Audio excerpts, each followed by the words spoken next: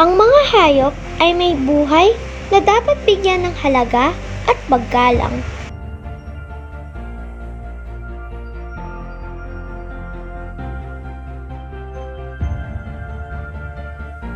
Bilang mga may kakayahan at kamalayan, may pananagutan tayo na tratuhin ang mga hayop ng may respeto at malasakit.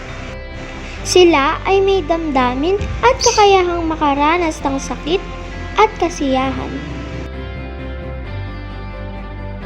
Bigyan sila ng tamang pagkain, malinis na inumin, at komportabling tirahan. Regular din silang dalhin sa veterinaryo para sa kanilang kalusugan.